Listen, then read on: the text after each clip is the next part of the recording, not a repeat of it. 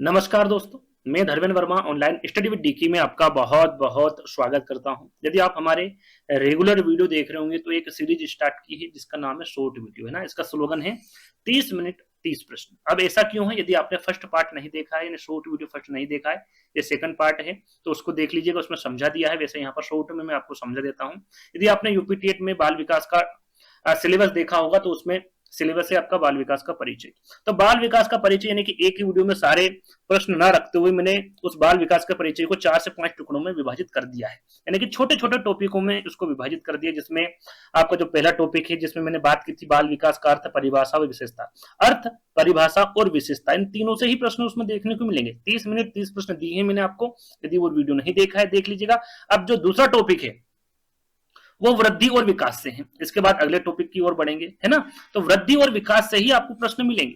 तो टोटल 30 प्रश्न मिलेंगे। जो एक ही टॉपिक के यदि प्रश्न मिल जाते हैं तो काफी अच्छा रहता, समझाने में भी, समझने में भी। और इसमें साथ साथ 2011 से 22 तक के प्रश्न भी आपको देखने को मिलेंगे। कुछ नए प्रश्न भी इसमें इंक्लूड किए हैं। तो यदि वीडियो आपको अच्छा लगता है तो वीडियो को लाइक करना, शेयर करना है, चैनल को सब्सक्राइब कर लेना है। और इसी प्रकार यदि अन्य सब्जेक्ट के आपको वीडियो चाहिए, है ना, कि एक ही टॉपिक को बहुत सारे टुकड़ों में तोड़ देंगे छोटे छोटे टुकड़े में, तो आपको और आसानी होगी समझने में। तो यदि ऐसा वीडियो आपको चाहिए और भी जो आपके सब्जेक्ट हैं उनके, तो कमेंट्स के माध्यम से बता दीजिएगा। उनके भी एक एक करके वीडियो हम जल्द ही बना देंगे। तो 2011 से 22 तक के प्रश्न मिलेंगे, साथ में नए प्रश्न भी इसमें आपको देखने को मिलेंगे।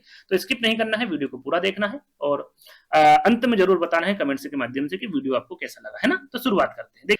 चलिए तो शुरू करते हैं। पहला प्रश्न आपसे पूछा गया था कि बालकों की अभिवृद्धि एवं विकास में अभिवृद्धि शब्द बालकों के व्यक्तित्व के मुख्य रूप से किस पक्ष से संबंधित है। यहां पर देखिए दोनों विषय की बात होगी, यानी कि दो ही विषय की बात होगी, एक तो अभिवृद्धि और विकास। यहां पर जो प्रश्न है इसमें पूछा गया है अभिवृद्धि के बारे में, कि जो अभिवृद्धि है ये किस पक्ष से संबंधित है, मानसिक, शारीरिक, चारित्रिक या फिर संवेगात्मक।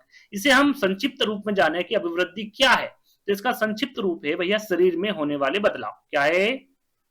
शरीर में होने वाले बदलाव, चाहे वो अंदर हो शरीर के या फिर बाहर हो, जिसको तोला या मापा जा सके। जैसे कि वजन हो गया, उसकी लंबाई होगी, तो ये क्या है भैया? अभिवृद्धि है। विकास जब प्रश्न आएंगे उसके बारे में जब बात करेंगे। अभी अभिवृद्धि की बात हो रही है तो शरीर में जो होने वाले बदलाव है, चाहे वो अंदर हो रहे हो या फिर बाहर हो रहे हो, है ना, जिसे तोला जा सके या फिर मापा जा सके। तो ये किस पक्ष से संबंधित होगा आप समझ ही गए होंगे। तो ये होगा आपका शारीरिक पक्ष से संबंधित। क्या होगा भाई? अभिवृद्धि किस पक्ष से संबंधित होगा? तो इस शारीरिक पक्ष से होगा। बी वाला विकल्प क्या हो जाएगा आपका? सही हो जाएगा। चलिए आगे बढ़ेंगे। अगला प्रश्न देखिए, यहाँ पर कथन और कारण। अभी जो वर्तमान में जितनी भी टेट एग्जाम हो रही है उसमें कथन और कारण से प्रश्न पूछे ही जाते हैं, तो ये प्रश्न इसलिए रखा गया है। अब इसे किस प्रकार हम सोल्व करेंगे, एक छोटा सा एक उदाहरण दूंगा। जो बच्चे को नहीं आता है वो बच्चे भी इस प्रश्न को आसानी से हल करने लगेंगे। तो एक छोटा सा उदाहरण दूं, जिनको पता है अच्छी बात है, जिनको नहीं पता है वो देख लीजिएगा। इस प्रश्न को भूल जाइए ना। एक छोटा सा प्रश्न मैं यहाँ पर रख रहा हूं कि मुझे नहीं, एक मिनट। प्रश्न है मैंने खाना खाया। क्या लिखा भैया? कि मैंने खाना खाया। कारण क्या है इसका? कि मुझे भूख लगी थी।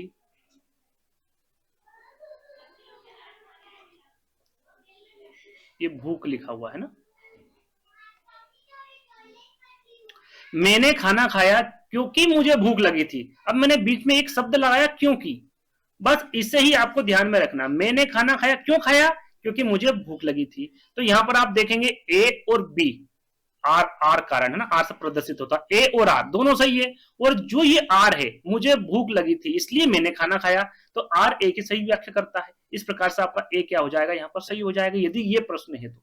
इसी प्रकार आपको कथन और कारण को देखना है। कथन को पढ़ने के बाद में उसके बीच में क्यों की लगा लेना है, ताकि थोड़ा सा आपको समझ में आ जाए कि प्रश्न में क्या पूछा गया है, क्या ये इसका कारण हो सकता है, क्या वो कारण आपको देखना है। और उसी से आपको पता चलेगा कि भैया ये ए सही है और आर दोनों सही है और एक दूसरे की सही व्याख्या करते हैं, तो आपको ए लगाना है।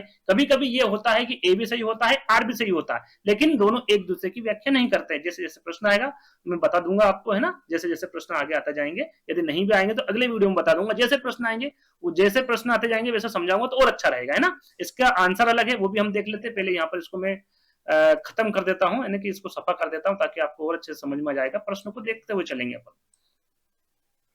देखिए इस प्रश्न में क्या लिखा हुआ, कथन दिया हुआ है और कारण दिया हुआ। कथन क्या है वो देख लेते हैं अपन। कथन है कि बालकों के विकास की प्रगति और गति का सटीक मापन उनकी आयु के अन्य बालकों के विकास की दर के साथ तुलना करके किया जा सकता है क्या? क्या ऐसा हो सकता है क्या?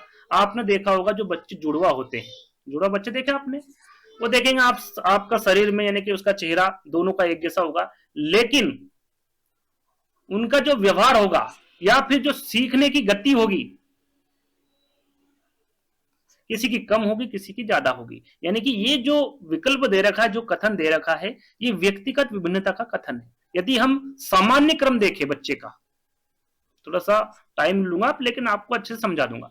जो सामान्य क्रम है जैसे कि उसका उठना, बैठना, चलना, ये तो कहीं ना कहीं बच्चे में समान आपको दिखेगा, थोड़ा बहुत अंतर दिखेगा लेकिन समान दिखेगा। लेकिन यदि उसकी हम गति की बात करें, उसके व्यवहार की बात करें, उसका सीखने के तरीके की हम बात करें, तो सभी बच्चों का अलग अलग होता है, किसी बच्चे का समान नहीं होता है। तो उसकी तुलना यहां पर नहीं की जा सकती। उसके विकास की क्या नहीं की जा सकती? विकास की तुलना नहीं की जा सकती, क्योंकि विकास की गति कभी भी किन्हीं दो बालकों में पूर्णतः समान नहीं होती है, इसलिए उसकी तुलना एक जैसी नहीं होती। तो कथन क्या हो गया आपका? गलत हो गया।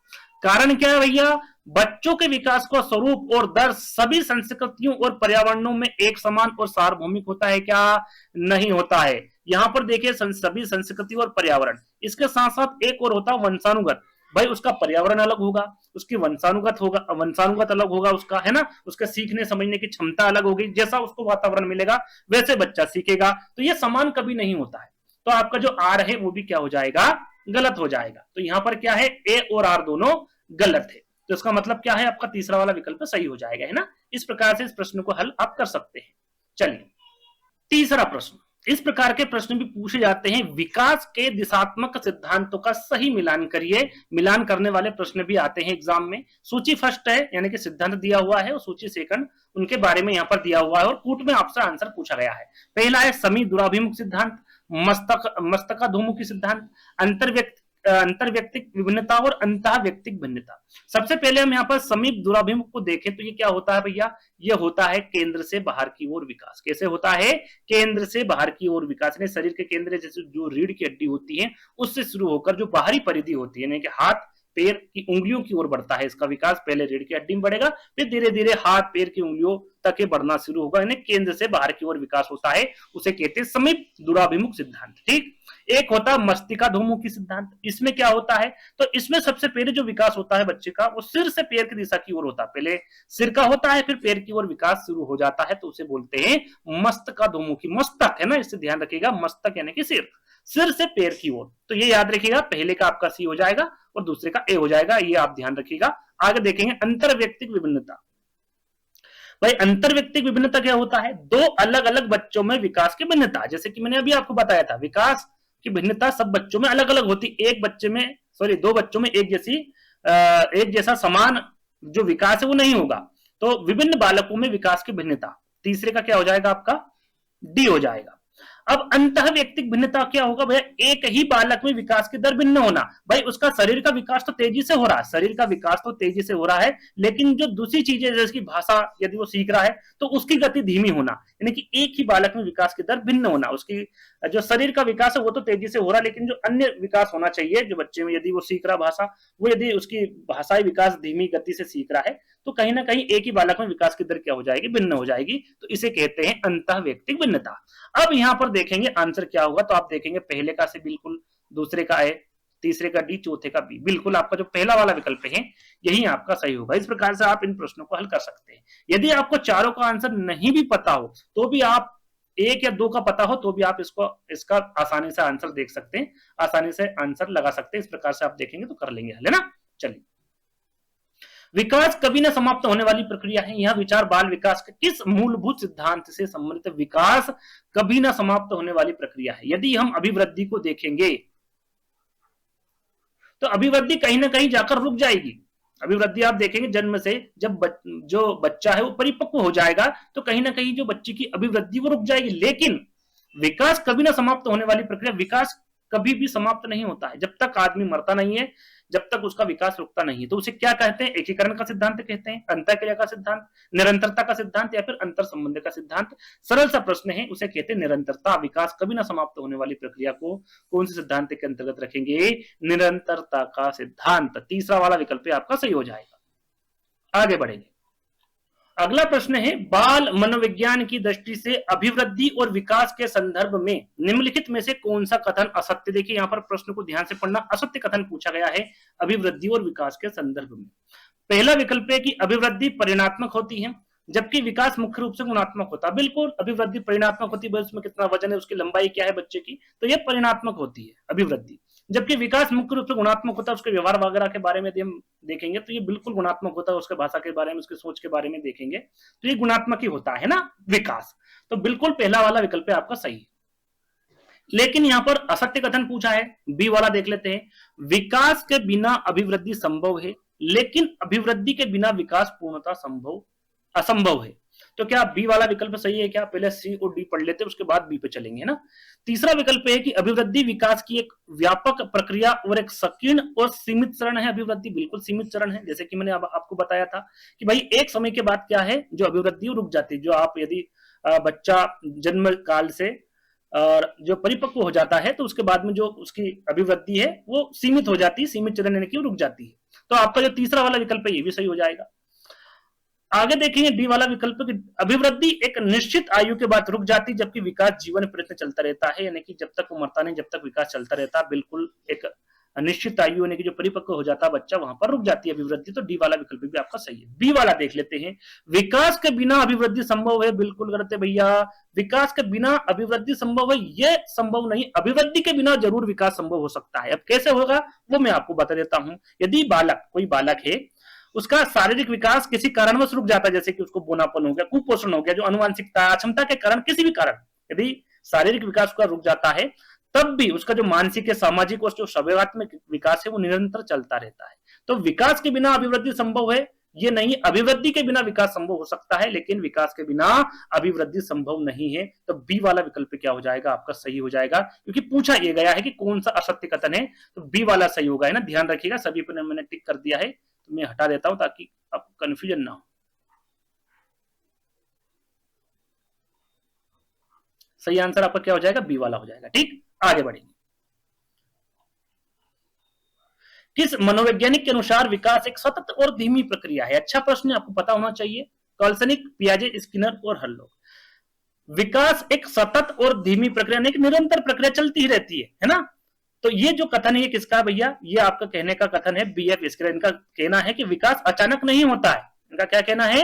विकास अचानक नहीं होता, बल्कि यह लगातार और धीमी गति से चलने वाली प्रक्रिया होती है। ये किसके द्वारा कहा गया? स्किनर के द्वारा। तीसरा वाला विकल्प आपका सही होगा। अगला प्रश्न, बालक के विकास की गति के संदर्भ में निम्नलिखित कथनों पर विचार करना। गति के बारे में ध्यान रखिए, विकास की गति के बारे में, और यहां पर कूट में आंसर देना कि भैया कौन सा कथन आपका सही होगा। तो पहला विकल्प देख लेते हैं, पहला कथन देख लेते हैं कि विकास हमेशा एक रेखीय गति से और एक समान दर से आगे बढ़ता है क्या? विकास सीधा ना होकर वर्तुलाकार गति से आगे बढ़ता है। बालक के विकास में उसके वंशानुक्रम और वातावरण का केवल योगात्मक प्रभाव होता है। बालक के विकास में उसके वंशानुक्रम और वातावरण का गुणात्मक प्रभाव होता है। यह योगात्मक दे रखा है, यह गुणात्मक दे रखा है, इस पर विशेष ध्यान दीजिएगा। अब प्रश्न में पूछा गया विकास की गति के बारे में, तो भाई विकास जो होगा वो रेखीय गति से नहीं होगा। कैसे होगा? वर्तानुकार होगा, यानी कि कभी तेजी से हो जाएगा, कभी धीरे हो जाएगा, कभी फिर तेजी से हो जाएगा, कभी धीरे हो जाएगा। तो ये एक लाइन में नहीं चलता है, यानी कि एक समान कभी भी विकास नहीं होता है। कभी धीरे कभी तेज, कभी धीरे कभी तेज, इस प्रकार से आपका जो विकास है वो होता है। तो विकास हमेशा एक रेखीय गति से नहीं होता। पहला वाला आपका विकल्प गलत हो गया। हाँ, ये वर्तानुकार होता है, जैसे कि मैंने अभी आपको बताया है ना। तो दूसरा वाला विकल्प आपका सही हो जाएगा। तीसरा भैया योगात्मक नहीं होता है। बालक का जो वंशानुक्रम वातावरण क्या होता है? गुणात्मक होता है। तो आपका फोर्थ वाला सही हो जाएगा। दूसरा और चौथा कहां पर है? दूसरे वाले विकल्प में, और यही आपका सही आंसर होगा। ठीक, आगे बढ़ेंगे। विकास को प्रभावित करने वाले कारकों के संबंध में निम्नलिखित में से कौन सा कथन पूर्णतः असत्य, देखिए यहाँ पर असत्य कथन पूछा गया है। विकास को प्रभावित करने वाले कारकों के संबंध में क्या है भैया, पहला विकल्प देख लेते हैं। विकास सामान्य से विशिष्ट प्रतिक्रियाओं की ओर अग्रसर होता है, बिल्कुल होता है। विकास सामाजिक और सांस्कृतिक परिवर्तनों से गहराई से प्रभावित, बिल्कुल गहराई से प्रभावित होता है विकास। विकास केवल जैविक परिपक्वता का परिणाम है। उत्तेजना या बाहरी पर्यावरण से बढ़ावा देने से इस पर कोई प्रभाव नहीं पड़ता। क्यों नहीं पड़ता भैया, केवल जैविक परिपक्वता का परिणाम नहीं है, उसमें उत्तेजना या फिर बाहरी पर्यावरण के बढ़ावा देने से भी प्रभाव पड़ता है। और यही पूछा गया था कि कौन सा सत्य है, तो तीसरा वाला विकल्प ही क्या हो जाएगा, आपका सही आंसर हो जाएगा। आगे बढ़ेंगे। एक बालक जो शुरुआत में किसी वस्तु को पकड़ने के लिए अपने पूरे हाथ को चलाता है, कुछ समय बाद केवल उंगलियों को चलाता है और अंत में हाथ और उंगलियों को एक साथ समन्वित करके चलाना सीख लेता है। यह विकासात्मक प्रतिरूप विकास के किस सिद्धांत का प्रतिनिधित्व करता है। जब छोटा बच्चा होता है तो आपने देखा होगा किसी भी चीज को पकड़ रहा है, खिलौने को पकड़ रहा तो पूरे हाथ का इस्तेमाल करता है। जैसे जैसे वो बड़ा होता जाता है वो फिर अपनी उंगलियों का इस्तेमाल करेगा, फिर हाथ और उंगलियों को समन्वित स्थापित करके उसको पकड़ना सीख जाएगा, चलाना सीख जाएगा। तो ये किस सिद्धांत के अंतर्गत होगा भाई, निरंतरता, एकीकरण, व्यक्तिगत विभिन्नता या फिर अंतःक्रिया, तो वो होगा आपका एकीकरण सिद्धांत के अंतर्गत। कौन सा, एकीकरण सिद्धांत, बी वाला विकल्प आपका सही होगा। अभिवृद्धि शब्द का प्रयोग बाल मनोविज्ञान में बालकों के व्यक्तित्व के मुख्य रूप से किस पक्ष को दर्शाने के लिए किया जाता है। अभिवृद्धि के बारे में पूछा गया है। संज्ञानात्मक एवं मानसिक पक्ष, संवेगात्मक और सामाजिक पक्ष, शारीरिक और सूचनात्मक पक्ष या फिर चारित्रिक और नैतिक पक्ष। तो अभिवृद्धि के बारे में आपको बता चुका हूं, ये शारीरिक के साथ साथ संरचनात्मक पक्ष को भी दर्शाता है। तो तीसरा वाला विकल्प क्या हो जाएगा, सही आंसर आपका हो जाएगा। ठीक, आगे बढ़ेंगे। अभिवृद्धि और विकास के संदर्भ में कौन सा युग्म सही है। यहाँ पर अभिवृद्धि और विकास के संदर्भ में सही युग्म का चयन करना है। अभिवृद्धि केवल गुणात्मक होती है, विकास केवल मात्रात्मक होता है। अभिवृद्धि जीवन प्रयत्न चलती है या फिर विकास बहुआयामी प्रक्रिया होती है। अभिवृद्धि केवल गुणात्मक नहीं, ये मात्रात्मक होती है। विकास केवल गुणात्मक होता है, मात्रात्मक नहीं होता है। अभिवृद्धि ये आपका जीवन प्रयत्न नहीं चलती है, विकास चलता है। क्या है, विकास बहुआयामी प्रक्रिया है। डी वाला विकल्प आपका सही हो जाएगा। मापन के दृष्टिकोण से अभिवृद्धि की क्या विशेषता है। इसका मापन बिल्कुल असंभव है। यहाँ पर मापन के दृष्टिकोण से अभिवृद्धि के बारे में बताना है कि इसकी विशेषता क्या है, कि इसका मापन बिल्कुल असंभव है, इसका सीधा और सटीक मापन संभव है, इसे केवल महसूस किया जा सकता है, या फिर इसका मापन केवल मनोविज्ञान कर सकते हैं। तो सीधी सी बात है, अभिवृद्धि क्या है, क्या बताया था मैंने भाई, इसका मापन किया जा सकता है और सीधा और सटीक किया जा सकता है। भाई इसकी लंबाई कितनी, इसका भार कितना है ना, ये सारी चीजें सटीक मापन इसका किया जा सकता है अभिवृद्धि का, है ना। तो मापन की दृष्टि से जो अभिवृद्धि है, इसका सही आंसर क्या होगा, इसका सीधा और सटीक मापन संभव है। तो बी वाला विकल्प आपका सही होगा। यदि एक बालक का शारीरिक वजन बढ़ रहा है लेकिन उसकी सामाजिक समझ बिल्कुल नहीं बढ़ रही है, तो इसे क्या कहेंगे, परिपक्वता, संपूर्ण विकास, केवल अभिवृद्धि या फिर अधिगम। देखिए शरीर बढ़ रहा है, शारीरिक वजन बढ़ रहा है, शारीरिक वृद्धि तेजी से हो रही है, तो उसकी अभिवृद्धि हो रही है। क्या हो रही है, केवल उसकी अभिवृद्धि हो रही है, सामाजिक विकास उसमें नहीं हो रहा है, तो उसको क्या कहेंगे, केवल उसमें अभिवृद्धि हो रही है, विकास नहीं हो रहा है। तो तीसरा वाला विकल्प आपका सही होगा। विकास कभी न समाप्त होने वाली प्रक्रिया है। यह विचार बाल विकास के किस सिद्धांत से संबंधित है, अंतर संबंधित, निरंतरता का, एकीकरण का, या फिर व्यक्तिगत विभिन्नता का सिद्धांत। सरल सा प्रश्न है, आंसर आपको देना है, आप दे सकते हैं आंसर कमेंट्स के माध्यम से। और सरल सा प्रश्न है भाई, विकास कभी ना समाप्त होने वाली प्रक्रिया है, यानी कि ये निरंतर चलने वाली प्रक्रिया है, तो कौन सा सिद्धांत होगा, निरंतरता का सिद्धांत होगा। ठीक, आगे बढ़ेंगे। विकास के बिना अभिवृद्धि के विषय में कौन सा कथन सत्य, विकास के बिना अभिवृद्धि के विषय में सत्य कथन बताना है। यहाँ पूर्णता संभव है, संभव है, दोनों हमेशा एक साथ चलते हैं, या फिर अभिवृद्धि ही विकास का अंतिम चरण है। तो विकास के बिना अभिवृद्धि हो सकती है, यानी कि ये संभव है, उसका विकास हो सकता है। विकास के बिना भी शारीरिक अभिवृद्धि संभव है, शरीर का आकार बढ़ सकता है भले ही मानसिक विकास ना हो, तो संभव हो सकता है।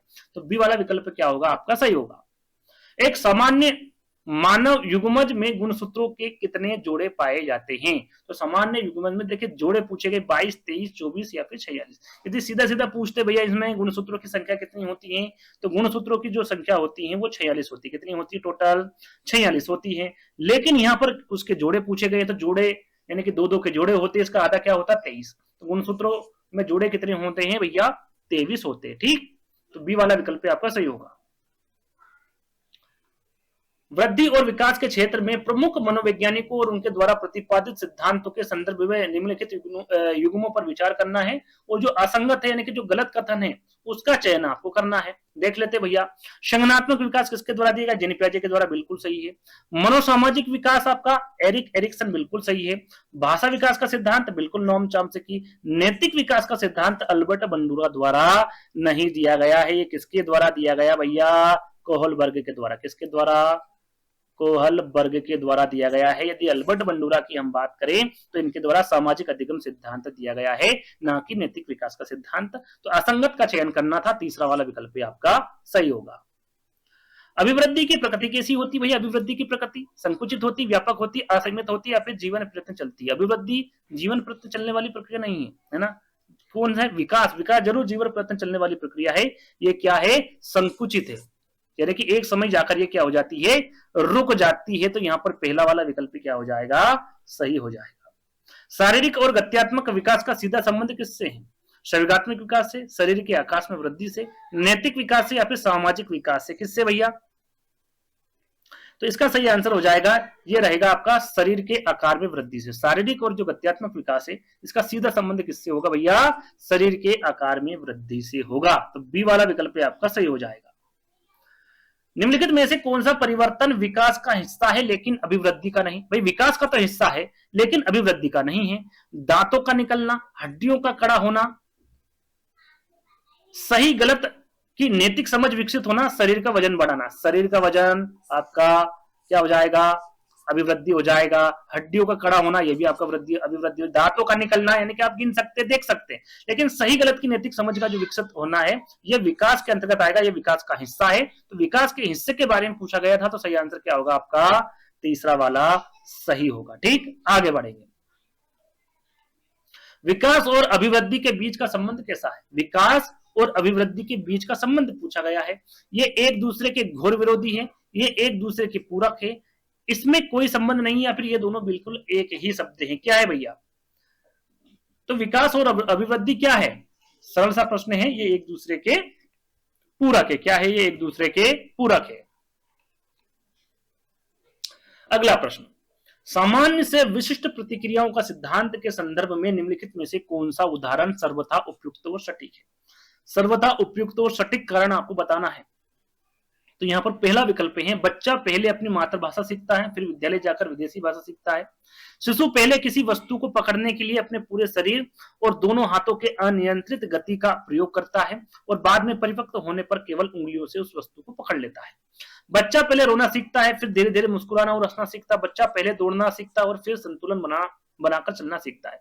सामान्य से विशिष्ट प्रतिक्रिया का सिद्धांत पूछा गया है। तो आपने देखा होगा कि शिशु सबसे पहले वस्तु को पकड़ने के लिए अपने पूरे शरीर को झोंक देता है, फिर दोनों हाथों के अनियंत्रित गति का प्रयोग करता है, और बाद में परिपक्व होकर केवल उंगलियों से उस वस्तु को पकड़ लेता है। तो यहां पर आप देखेंगे कि किसका प्रयोग हो रहा है? सामान्य से विशिष्ट प्रतिक्रिया का सिद्धांत का यहां पर प्रयोग हो रहा है, और यही उदाहरण सर्वथा और उपयुक्त और सटीक है। तो बी वाला विकल्प आपका सही हो जाएगा।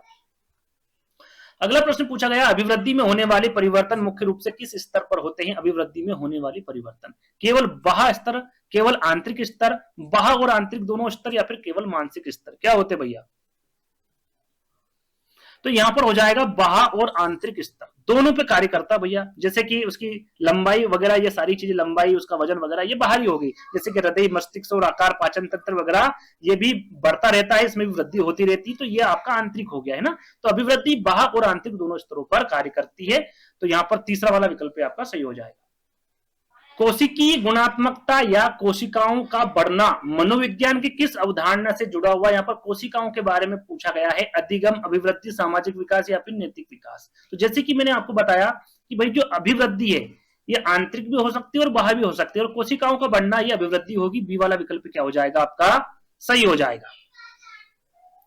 अगला प्रश्न, बाल विकास का अर्थ यहां पर सीधा सीधा पूछा गया है। केवल ऊंचाई का बढ़ना, परिवर्तनों की उत्तरोत्तर श्रृंखला, परिपक्वता और अनुभव के फलस्वरूप होने वाले परिवर्तनों की प्रगतिशील श्रृंखला, या फिर केवल अधिगम के फलस्वरूप परिवर्तन? जैसा कि मैंने बहुत बार आपको बताया, यदि प्रश्न पॉजिटिव है तो आपका हमेशा, यदि विकल्प में केवल दिया हो तो वो हमेशा गलत होगा। ये मैं पहले वाले पार्ट में भी आपको बता चुका हूं, या पहले भी कई वीडियो बनाए उसमें बता चुका हूं। यदि प्रश्न पॉजिटिव है और विकल्प केवल यदि विकल्प में है तो वो हमेशा गलत होंगे, उसको पढ़ने की आवश्यकता नहीं, पढ़ोगे भी नहीं तो भी वो गलत होगा, वो सही हो नहीं सकता किसी भी कंडीशन में, है ना। तो यहाँ पर दो विकल्प बचे हुए, परिवर्तनों की उत्तरों श्रृंखला और परिपक्वता और अनुभव के फलस्वरूप होने वाली परिवर्तनों की प्रगतिशील श्रृंखला। यहाँ पर तीसरा वाला विकल्प क्या हो जाएगा, सही हो जाएगा, ये बाल विकास का अर्थ होगा, तो तीसरा वाला विकल्प आपका सही होगा। अगला प्रश्न पूछा गया है, निम्नलिखित में से कौन सा कथन विकास के संदर्भ में सही, विकास के संदर्भ में सही कथन का चयन करना है आपको। क्या है भैया सही आंसर इसका, कि विकास को इंच टेप से मापा जा सकता नहीं, अभिवृद्धि को मापा जा सकता है, विकास केवल अनुवांशिकता का परिणाम है, यह अनुवांशिकता और पर्यावरण दोनों का परिणाम है, ये भी गलत हो गया। विकास का सीधा अवलोकन, जैसे कि मैंने आपको बताया था केवल जहां जाए वो विकल्प हमेशा गलत होगा। विकास का सीधा अवलोकन कर सकते हैं, विकास का सीधा अवलोकन नहीं हो सकता। विकास व्यवहार में देखा जा सकता है, इसे सीधे मापना कठिन है, बिल्कुल सही आंसर है, व्यवहार में देखा जा सकता है विकास को, इसे मापना संभव नहीं है, ये सीधा मापना, इसे सीधे मापना कठिन है ना, तो डी वाला विकल्प आपका बिल्कुल सही होगा। आगे देखेंगे, यदि एक बालक का शारीरिक विकास किसी बीमारी के कारण बाधित हो जाता है तो इस अवस्था में उसके विकास के किस विषय में क्या सत्य होगा। देखिए एक बालक है, उसका शारीरिक विकास किसी बीमारी के कारण बाधित हो जाएगा तो क्या उसका मानसिक विकास भी पूरी तरह रुक जाएगा, उसका मानसिक और सामाजिक विकास सामान्य रूप से हो सकता है, वहां कभी कुछ नहीं सीख पाएगा या फिर उसका संवेगात्मक विकास शून्य हो जाएगा। क्या होगा सही आंसर, तो सही आंसर होगा भैया उसका मानसिक और सामाजिक विकास सामान्य रूप से हो सकता है। ऐसा नहीं है कि उसको कुछ बीमारी है तो उसका जो मानसिक और सामाजिक विकास है वो सामान्य रूप से नहीं हो सकता, बिल्कुल हो सकता है। तो बी वाला विकल्प क्या हो जाएगा आपका, सही हो जाएगा। अभिवृद्धि एक निश्चित आयु के बाद रुक जाती है, वह अवस्था सामान्यतः कौन सी मानी जाती है। भाई ये हमने देख लिया कि अभिवृद्धि जो है वो किसी एक अवस्था में जाकर रुक जाती है, वो अवस्था कौन सी है, जैसे कि मैंने आपको बताया था, यदि आपने ध्यान दिया होगा, क्या बताया था, बाल्यावस्था के अंत में, किशोरावस्था के अंत में, जिसे परिपक्वता कहते हैं, युवावस्था के मध्य या फिर वृद्धावस्था में। क्या बताया था मैंने, बार बार मैंने आपको बताया था भैया, परिपक्वता अवस्था जो कि किशोरावस्था का अंत होता है, इसमें बच्चा क्या होता है, परिपक्व हो जाता है, इसमें उसकी जो अभिवृद्धि है वो कहीं ना कहीं जाकर रुक जाती है ना। आयु के बाद एक समय ऐसा होता है कि अभिवृद्धि रुक जाती है, तो कब रुकती है, किशोरावस्था के अंत में, जिसे परिपक्वता भी कहते हैं। तो बी वाला विकल्प आपका सही हो जाएगा। ठीक, आगे बढ़ेंगे। सृजनात्मक परिवर्तनों का संबंध किससे होता है, अधिगम से, भाषा विकास से, अभिवृद्धि से या फिर संवेगों से सृजनात्मक परिवर्तनों का संबंध पूछा गया है, तो इसका सही आंसर होगा ये अभिवृद्धि से होता है। किससे होता है भैया, ये अभिवृद्धि से होता है, तीसरा वाला विकल्प आपका सही होगा। विकास अभिवृद्धि की तुलना में, ये अंतिम प्रश्न है, जैसा कि मैंने आपको क्या बताया था कि 30 मिनट 30 प्रश्न, मुझे लगता है 30 मिनट लगभग 30 मिनट हो चुके होंगे, और ये अंतिम प्रश्न है आपका। अगला टॉपिक आपको जल्दी मिलेगा, यदि और भी अन्य सब्जेक्ट के चाहिए तो भी कमेंट्स के माध्यम से बता सकते हैं ना, एक एक करके सारे, जब तक आपकी एग्जाम नहीं होगी सारे टॉपिक खत्म कर दिए जाएंगे। विकास अभिवृद्धि की तुलना में अधिक व्यापक है, इसका प्रमुख कारण बताना है भाई, विकास अभिवृद्धि की तुलना में अधिक व्यापक है, सही है, लेकिन इसका कारण क्या है ये पूछा गया है, कारण, तो कारण क्या हो सकता है इसका, विकास केवल, जहां पर केवल आ जाए विकल्प पढ़ने की आवश्यकता ही नहीं है, केवल जहां जाए वहां आवश्यकता नहीं, अभिवृद्धि का कोई महत्व नहीं है, ये भी आपको गलत होगा। क्या होगा, अभिवृद्धि विकास का ही एक छोटा हिस्सा है, यानी कि चरण है, तो बी वाला विकल्प यहाँ पर सही होगा। तो ये रहे आपके 30 प्रश्न। वीडियो कैसा लगा कमेंट के माध्यम से बताना है ना। यदि और भी, जैसे कि मैंने बताया, और भी यदि वीडियो चाहिए आपके अन्य सब्जेक्ट के, तो भी कमेंट्स के माध्यम से बताना है। तो कमेंट्स के माध्यम से आपको जो भी अच्छा लगे, जो भी इस वीडियो का अच्छा पार्ट लगा हो, वो आप कमेंट्स के माध्यम से बता सकते हैं। वीडियो को लाइक और चैनल को सब्सक्राइब भी कर लीजिएगा, है ना। तो जल्दी दोस्तों एक नई वीडियो के साथ मिलेंगे, जब तक के लिए धन्यवाद, जय हिंद।